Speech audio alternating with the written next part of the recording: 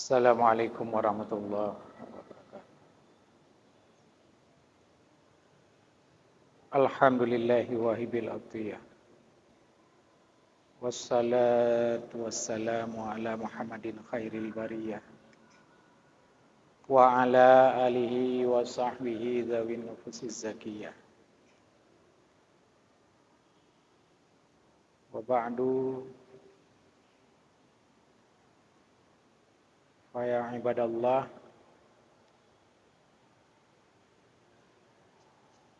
Alhamdulillah pada malam hari ini kita sambung pengajian tafsir surat Al-Baqarah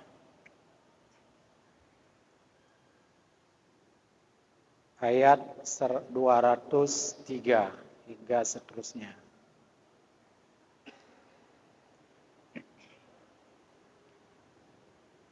Qala Allah Ta'ala fil Qur'anil Karim. A'udzu billahi minasyaitonir rajim. Bismillahirrahmanirrahim. Wadhkurullaha fi ayyamin ma'dudat. Faman ta'ajjala fi yawmain fala isma 'alaihi. Wa man ta'akhkhara fala isma 'alaihi. Limanittaqa wattaqullah wa'lamu annakum ilaihi tuhsyarun. Wa minan nasi may yu'jibuka qawluhu fil hayatid dunya wa yushhidullah ala ma fi qalbi wa huwa aladul khisam.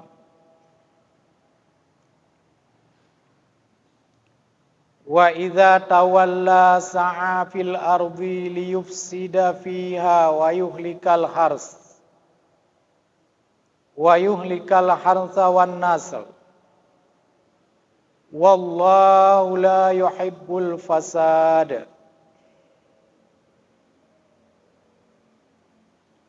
Wa idza qila lahu ittaqillah akhadathul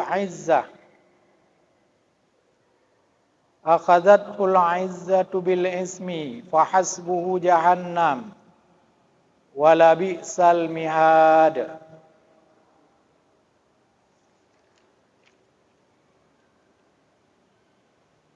Allah Subhanahu wa ta'ala berfirman di ayat 203 hingga seterusnya yang artinya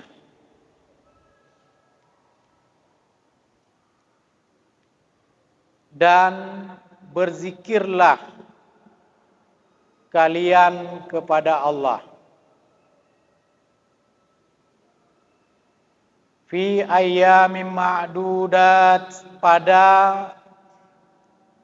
beberapa hari yang telah ditentukan. Faman ta'ajjala, maka barang siapa yang tergesa-gesa pada 2 hari, fala isma alaihi, maka tidak berdosa di atasnya. Wa man ta'akhara, dan barang siapa yang mentakhirkan, fala isma alaihi, maka tidak berdosa di atasnya.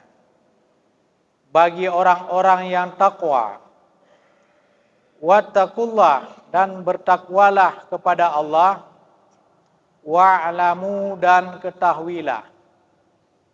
Annakum, sesungguhnya kalian kepadanya Allah itu akan dikumpulkan.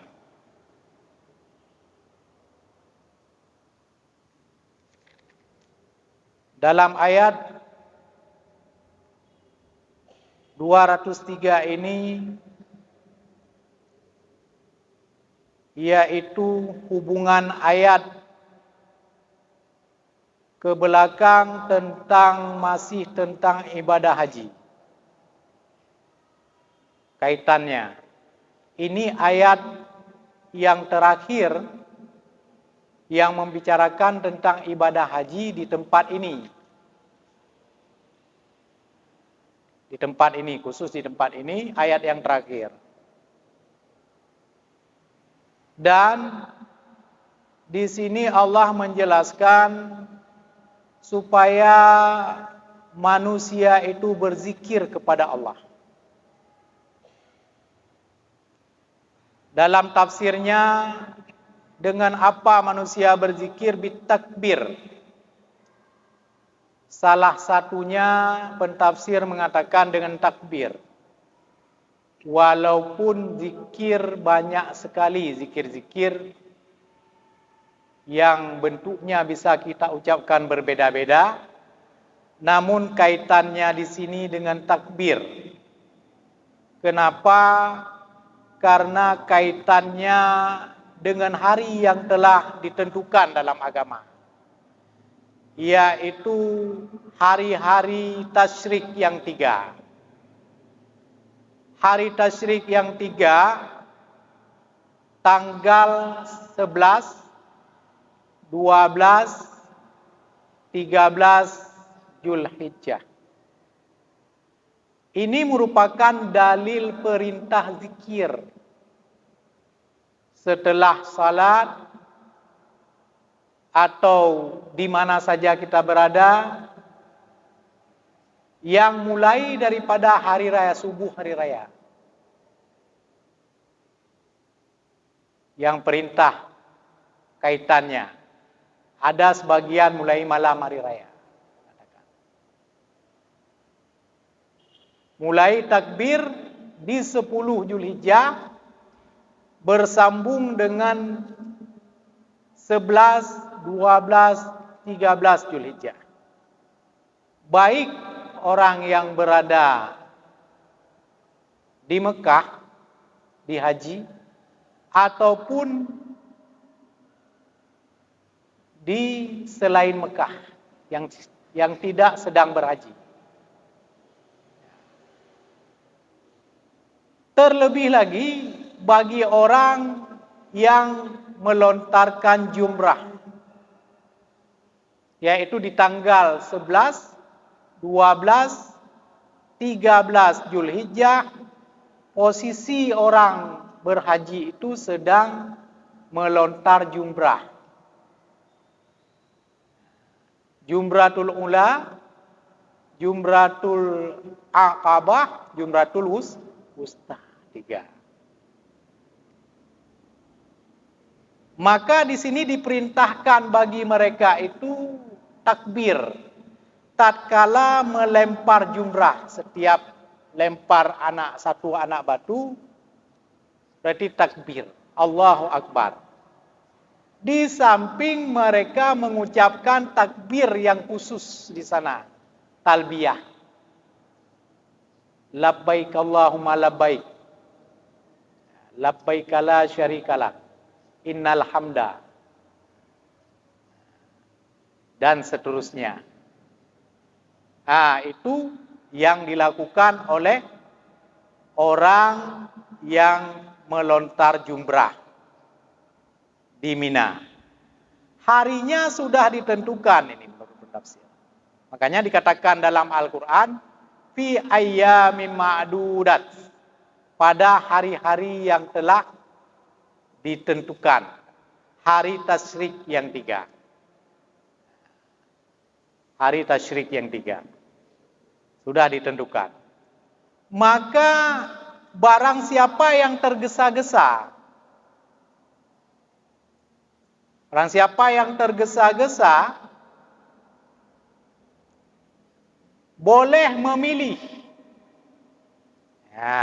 Boleh memilih untuk melakukan nafar awal.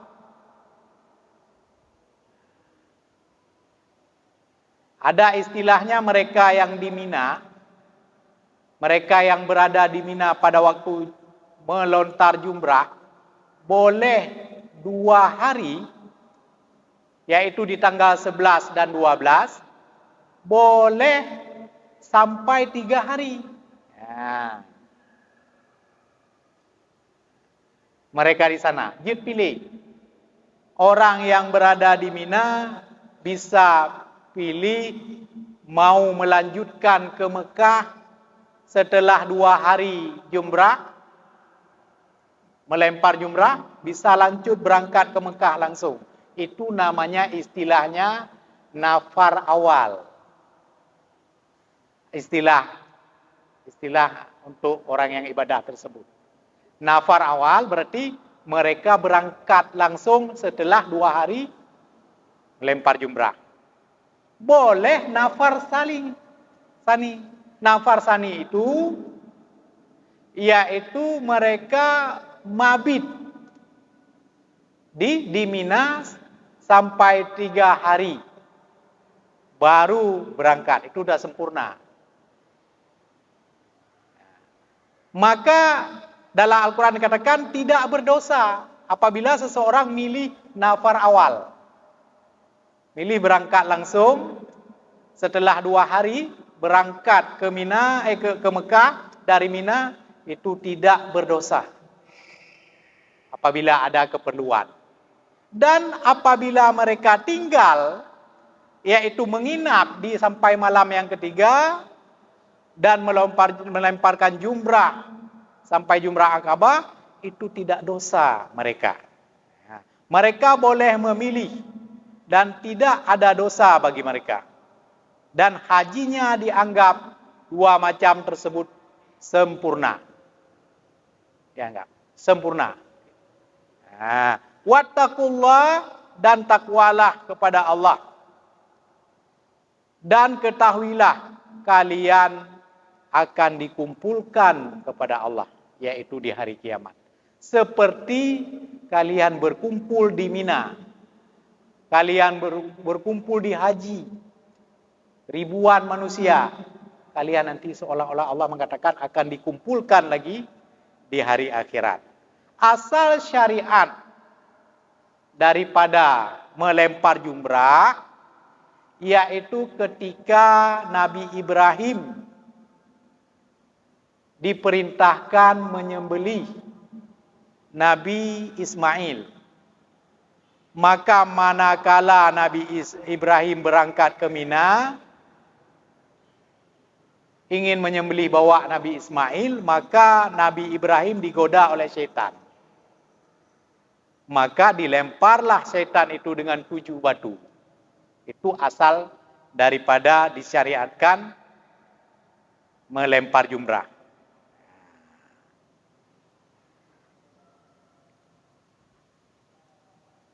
Kemudian kata Allah tersebut, firman Allah, kalian akan dikumpulkan nanti di akhirat, maka akan dibalaskan segala amal-amal yang kalian kerjakan. Wa minan nasi, dan sebagian daripada manusia, may yu'jibuka, ada orang yang ta'ajub, bisa membuat kamu takjub oleh perkataannya. Fil hayatid dunia, dalam hidup di dunia, tentang kehidupan dunia. Wala yu'jibuka, dan tidak membuat kamu takjub fil akhirah, dalam kehidupan akhirat. Limukhalafatihi, karena berbeda orang tersebut bagi iktikad dengan kamu. Wa yushhidullahu ala ma fi qalbi, dan memperlihatkan oleh Allah apa isi hati orang tersebut. Wa huwa aladul khisam, dan orang tersebut sangat keras menentang kalian atau kamu. Artinya syadidul khusumah. Ayat ini Allah berfirman bahwa di dalam kehidupan dunia ini ada sebagian katanya manusia, kata-katanya bisa membuat kita ta'ajub tentang dunia. Sering kita saksikan atau kita dengar kata-kata manis di bibir. Tetapi kenyataan yang sesungguhnya bukan demikian. Janji-janji palsu. Di waktu ingin sesuatu atau membutuhkan sesuatu, maka dia berkata-kata manis. Itu kata Allah. Ini adalah sifat sebagian daripada orang yang munafik. Orang itu berkata manis tentang dunia, dan tetapi perbuatannya berbeda dengan kita secara etikat. Seolah-olah berbicara tentang dunia dia yang paling benar. Ternyata orang tersebut adalah tidak sesuai dengan apa yang dikatakan dengan dia berbuat. Itu adalah di sini ditafsirkan, diturunkan ayat ini sehubungan dengan seorang yang munafik di masa Nabi yang bernama Akhnas bin Syuraik, yang manis berbicara bagi Nabi. Malahan Akhnas bin Syuraik ini bersumpah di depan Nabi bahwa mengatakan ia beriman. Jika Nabi Akhnas bin Syuraik dipegah beriman dan cinta kepada Nabi, ke Nabi. Dan apabila Nabi menjelaskan tentang ayat-ayat Quran, tentang agama Islam, Akhnas bin Syuraik ini hadir di majelis Nabi. Tetapi dalam hatinya tidak mengikuti Nabi. Lalu Allah membuka rahasianya dan menjelaskan kepada Nabi Muhammad melalui perantara Jibril. Nepegah oleh Jibril. Orang ini adalah orang munafik. Kerjanya mengatakan kepadamu, hai Muhammad, bahwa dia mencintai Islam dan bersumpah bahwa beriman. Ternyata Akhnas bin Syuraik ini di saat malam hari, pada saat sunyi, lewat di tempat pertanian dan perkebunan bagi orang Islam. Pada saat orang Islam tidak tahu, dibakarnya. Getut pertanian orang Islam. Lalu tatkala melihat binatang-binatang peliharaan orang Islam, dilepas. Ambur katnya. Itu yang menjelaskan Jibril. Mahan hana kedepu, orang mukmin hana kedepu lagi yang kejadian. Karena nalam kawan Nabi. Dan sangat pandai berbicara. Jarang bergabah. Rupanya kejadiannya sebaliknya. Yang pikir orang Islam kan lagi nyan. Menyusup berarti dalam kawanan Nabi. Tetapi sebenarnya mereka, orang-orang itu adalah orang munafik. Kerjanya pada waktu tidak dilihat oleh orang Islam, yang lagi bunuh kejadian. Tet perkebunan orang Islam. Yang pula oleh orang Islam, tet. Elenya na kameng-kameng pelu malam-malam. Nggak rugo orang Islam. Itu dijelaskan oleh malaikat Jibril dan turun ayat tentang Akhnas bin Syuraik ini. Turun ayatnya. Wa idza tawalla, dan apabila berpaling, insarafa angka, berpaling daripadamu hai Muhammad, maksudnya kaija. Kaitubi daripada majelis Nabi.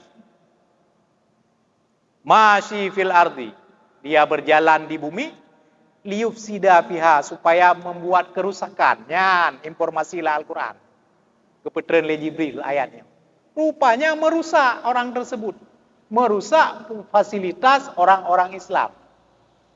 Wa yuhlikal hars, dan merusak kebun wanas, dan segala ternak-ternak orang Islam. Wallahu la yuhibbul fasad, dan Allah tidak mencintai orang-orang yang berbuat kerusakan. Arti tidak mencintai, la yardabi, tidak meredai, han gerela oleh Allah, sehingga gebuka rahasia. Riu pegah bak Jibril. Wa idza qila lahu ittaqillah, dan apabila dikatakan bagi orang tersebut, bagi si Aknas tersebut, bertakwalah kepada Allah, takutlah kepada Allah fi fi'lika, pada perbuatanmu, ingat leure. Hai Aknas, but gatanya but merusak. Allah hana galak ne but merusak. Ne ingat leure. Akhadathumul izzah, dia mengambil atau bangkit dengan sangat sombong. Hani pati. Bangkit dengan sangat sombong. Bil ismi, dengan berbuat dosa. Fahasbuhu, maka cukuplah baginya jahannam. Neraka jahannam, kata Allah. Wala bi'sal mihad, dan neraka jahannam itu seburuk-buruk tempat kembali. Atau seburuk-buruk tempat yang Allah sediakan. Ayat selanjutnya yang bertolak belakang dengan ayat ini, wa minan nasi may yashri nafsahu ibtigha'a mardatillah wallahu raufur bil ibad. Wa minan nasi, dan ada sebagian manusia, ada orang yang menjual nafsahu, dirinya. Artinya yubadziluha fi ta'atillah, memberikan dirinya untuk taat kepada Allah, mengorbankan dirinya untuk taat kepada Allah, ibtigha'a mardatillah, karena menuntut keredaan Allah. Wallahu raufum bil ibad, dan Allah sangat pemaaf dengan hamba-hambanya. Bertolak belakang dengan ayat yang diceritakan ada manusia munafik, yang manusia itu yang kata-katanya sangat indah, tetapi perbuatannya sangat bertentang dengan kata-kata yang indahnya. Dan orang itu adalah orang yang sangat menentang Nabi. Ada sebagian orang di saat pada masa Nabi itu, orang yang mau mengorbankan jiwa raganya. Di saat itu pula Allah memperlihatkan kepada Nabi, bukan hanya orang yang seperti itu ada yang menentang engkau, hai Nabi Muhammad. Orang yang mencintai agama Islam, orang yang cinta kepada Nabi secara sungguh-sungguh, orang yang cinta kepada Allah secara sungguh-sungguh dan benar, itu juga ada contohnya. Yaitu dalam tafsir ini diceritakan beliau bernama Suhaib. Suhaib bin Sinan Ar-Rumi. Suhaib bin Sinan Ar-Rumi adalah salah seorang sahabat Nabi ahli memanah dan ahli lembing. Pengawal dekat Nabi di waktu peperangan. Beliau sebelum masa Islam, beliau adalah dari Romawi. Orang Romawi, keluarga terhormat di Romawi. Begitu terjadi peperangan, Romawi kalah, lalu dalam sekian orang yang ditawan, yang menjadi tawanan dari bangsa Romawi itu, salah satunya Suhaib. Tatkala itu beliau belum masuk Islam. Saat ditawan, dijadikan budak, dilihat oleh orang yang menjadikannya budak, bahwa beliau punya bakat yang baik, skill yang tinggi.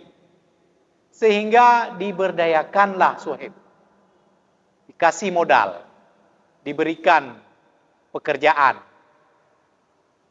Lalu Suhaib tatkala itu beliau mencari Nabi, ingin masuk Islam dan berangkat ke Mekah. Suhaib bin Sinan berangkat ke Mekah lalu masuk Islam. Tatkala beliau masuk Islam, maka beliau semakin jaya dan menjadi pedagang-pedagang yang sukses, semakin kaya di Mekah. Lalu beliau masuk Islam dan tatkala itu Nabi hijrah ke Mekah. Peristiwa Nabi diteror di Mekah sehingga Nabi hijrah dari Mekah ke Madinah. Hijrah ke Madinah, dan di antara orang yang ikut dalam catatan sejarah dikatakan bahwa Suhaib ini malahan ada yang mengatakan setelah Abu Bakar langsung Suhaib. 3 orang yang ketiga yang hijrah. Suhaib bin Sinan Ar-Rumi. Itu termasuk orang yang hijrah bersama Nabi. Dan rupanya orang Yahudi tahu informasi bahwa Suhaib ingin hijrah ke Madinah. Melalui antek Yahudi atau istilah kalau kita cuma. Dibocorkan beritanya oleh cuma bahwa Suhaib ingin hijrah ke Madinah bersama Nabi. Lalu Suhaib dihalang-halangi oleh orang Yahudi Madinah itu, dihalang-halangi. Dan karena Suhaib ini kepingin sekali hijrah bersama Nabi, maka Suhaib pun hijrah langsung walaupun dihalang-halangi dan dikejar oleh orang Yahudi. Hampir tertangkap Suhaib. Hampir dibunuh oleh orang Yahudi. Dan Suhaib berkata, "Kalian apakah mau harta atau saya?" Katanya. "Kalau mau harta saya, ambil saja seluruhnya." Ada kata dalam Al-Quran kata Allah atau firman Allah, manusia yang mengorbankan dirinya, itu hartanya seluruhnya diberikan kepada orang Yahudi. Dia mengorbankan hartanya untuk bisa hijrah bersama Nabi. Bah tinggai ke di harta. Cok kawak draw ke madu. Cok hai orang Yahudi kero. Hartanya banyak. Maka turunlah ayat ini yang mengatakan bahwa ayat ini menceritakan bagi sahabat Nabi yang memperjualkan dirinya untuk Islam. Arti memperjualbelikan artinya mengorbankan dirinya untuk Islam. Itu makna ayat ini. Ini ayat diturunkan untuk Suhaib, kata pentafsir. Lalu beliau hijrah meninggalkan seluruh hartanya. Wallahu ra'ufum bil ibad. Allah sangat penyayang, sangat pengampun dengan segala hamba-hambanya. Yaitu memberikan petunjuk kepada hamba-hambanya. Itu salah satu bentuk. 2 contoh tadi. Ada orang yang memang bersama Nabi itu bukan benar-benar beriman kepada Nabi. Ada yang memang benar-benar mau malahan berkorban. Salah satunya bernama Suhaib. Kalau yang tidak beriman kepada Nabi itu yang Allah nampakkan kebohongannya, namanya Akhnas bin Syuraik atau Syarik. Ini 2 ayat yang dikumpulkan, yang diceritakan bahwa 2 orang itu sangat bertolak belakang. Sangat bertolak belakang keduanya. Maka di ayat ini Allah mengatakan bahwa manusia dibagi dalam 4 macam. Ditafsirkan oleh mufassir bahwa faqat qasamallahun nas ala arba'ati aqsamin. Manusia dibagi 4 macam. Al-awwalu, yang pertama, may yatlubud dunya la ghair. Manusia-manusia yang mencari dunia, tidak ada yang lain. Artinya semata-mata mencari dunia saja. Itu adalah golongan orang kafir dan munafik. Mereka hidup semata-mata ingin mencari dunia. Apapun yang dikerjakannya, kaitannya hanya ingin hidup di dunia abadi. Hanya ingin keuntungannya di dunia. Hanya ingin popularitas di dunia. Hanya ingin orang memujinya di dunia. Itu adalah jenis orang yang menuntut dunia. Wa minhum, yang kedua, may yatlubud dunya wal akhirah.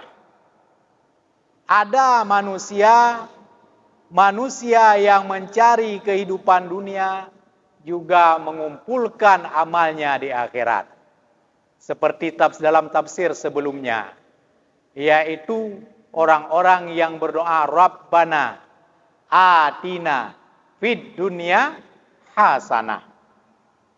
Ya Allah, berikan kepada kami atina fid dunya, untuk bisa kami hidup di dunia.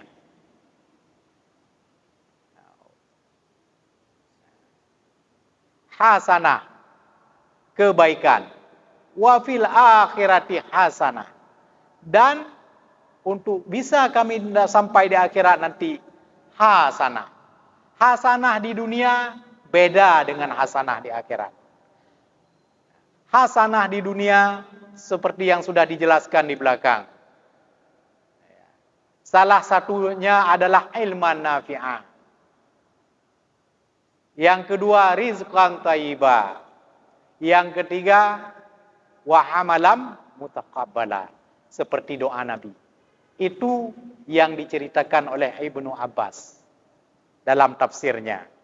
Seseorang yang mendapat 3 macam ilmu yang bermanfaat, ilman nafi'ah, rizqan thayyibah, rezeki yang thayyib, amalan mutaqabbala, amal-amal yang Allah terima, berarti dia, orang tersebut sudah mendapat hasanah di dunia. Tetapi bila mana orang tersebut Allah masukkan nanti di dalam surga di akhirat, baru orang itu termasuk dalam kategori orang mendapat hasanah di akhirat. Maka yang kedua ini adalah orang yang mencari 2 hasanah. Baik hasanah di dunia maupun hasanah di akhirat. Ini adalah kebanyakannya orang-orang mukmin yang salih-salih. Wa minhum may yadharu annahu min ahlil akhirah. Sebagian daripada manusia, kata pentafsir, ada orang yang zahirnya dia ahli akhirat. Hari-harinya mengerjakan amal akhirat, beribadah, berzikir, ikut majelis ta'lim, ikut jamaah. Ma'a annahu fil waqi' min ahli nar. Bersama dalam kenyataannya orang tersebut adalah orang ahli neraka. Sekali lagi, sebagian manusia ada yang kelihatannya, zahirnya, nampaknya orang tersebut melakukan aktivitas-aktivitas akhirat. Seperti salat, puasa, zakat, sedekah, majelis ta'lim, berjamaah.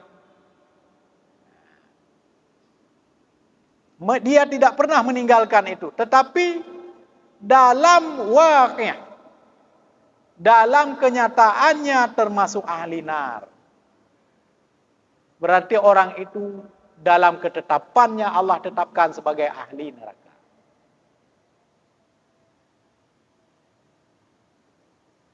Nah itu. Itu yang parah. Setelah melaksanakan segala perintah agama,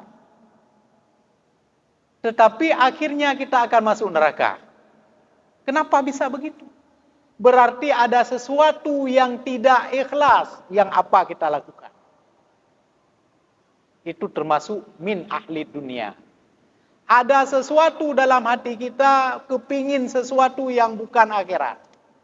Atau tujuan kita mengerjakan amalan-amalan akhirat, tetapi ingin dapat keuntungan dunia.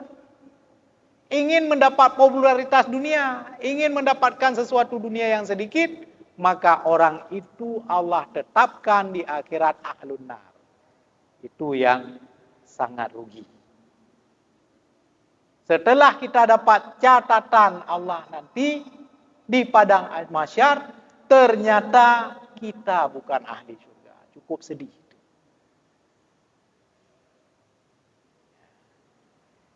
Itu efeknya karena innama a'malu binniyah.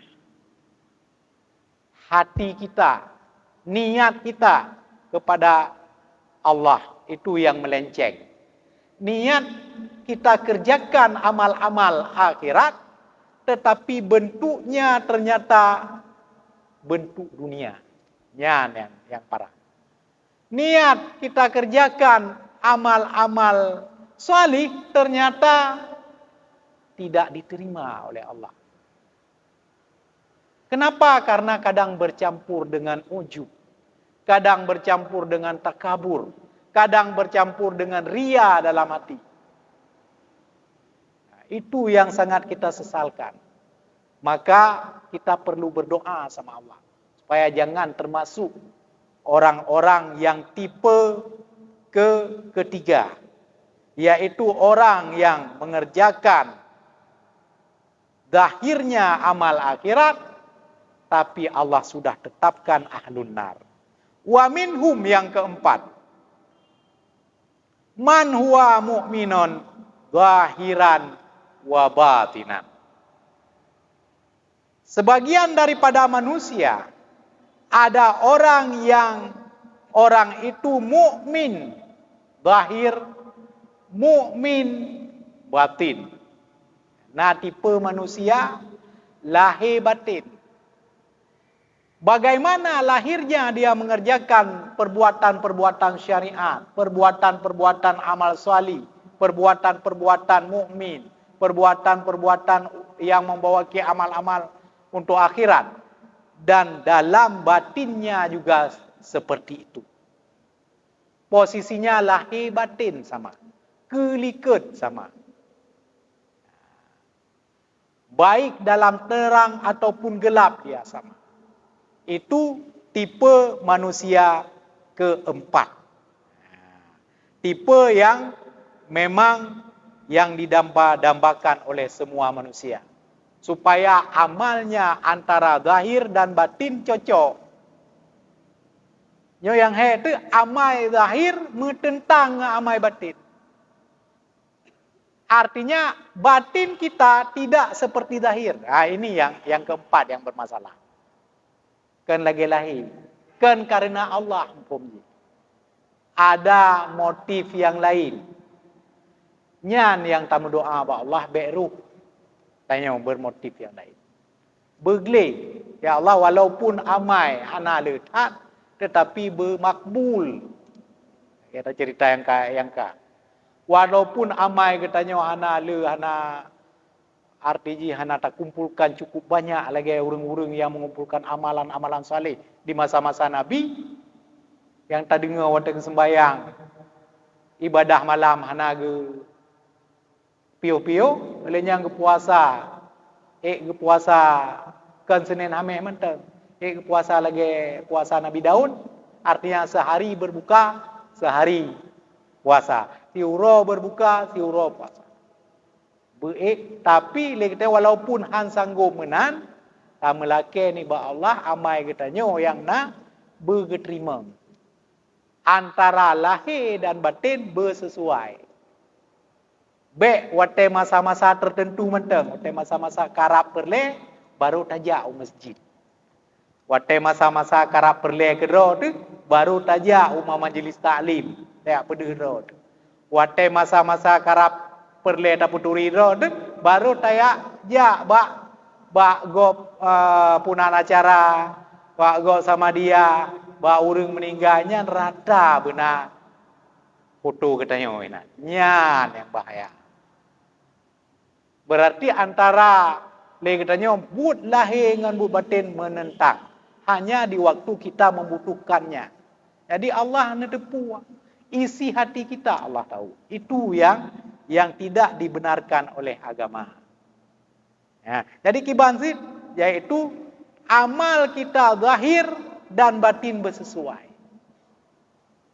Antara kita keinginan kita zahir dan batin itu jangan bertolak belakang. Tapi wate. Sekian untuk malam hari ini yang dapat saya sampaikan. Mohon maaf atas segala kekurangan. Billahi fisabilillah. Assalamualaikum warahmatullahi wabarakatuh.